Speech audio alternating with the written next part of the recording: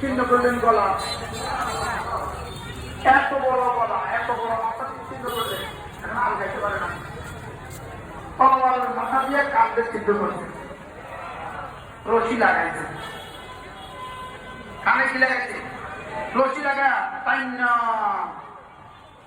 নিয়ে আসছে রসুলের দরবার। ইয়া রাসূলুল্লাহ, জিবরিল হাজির, জিবরিল হাজির, হাজির যে তিনটা ব্যক্তিটা পাঁচের মেয়ের পরিবর্তে ৫,০০০। কি বলতে বলেন? পাঁচের মেয়ের পরিবর্তে কি তিনটা? শুধু এটা কি এখন না কিয়ামত পর্যন্ত এভাবে চলবে?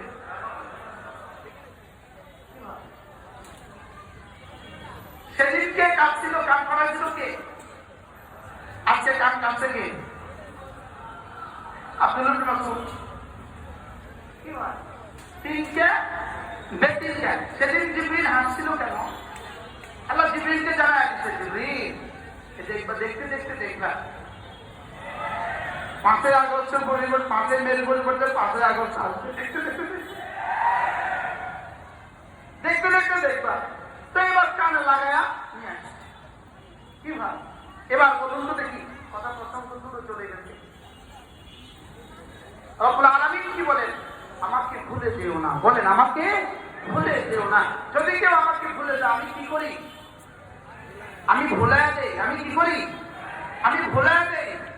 তবে না আমি রব, এই জন্য ভুলে দেই, নিজে ভুলি না, নিজে অপেক্ষায় থাকি, দেখি তওবা করে কিনা, দেখি তওবা করে কিনা। এই জন্য আল্লাহ তাআলা বলেন, দেখেন, ইল্লা মান তাবা ওয়া আমানা ওয়া আমিলা আমালান সালিহান ফাউলাইকা ইউবাদদিলুল্লাহু সাইয়্যাতিহিম হাসানাত ওয়া কানা আল্লাহু গফুরার রহিমা।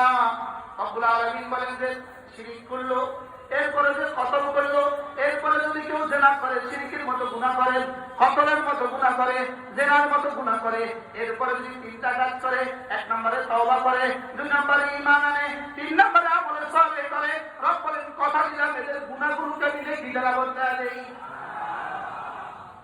এদের গুনাহগুলো কি কি?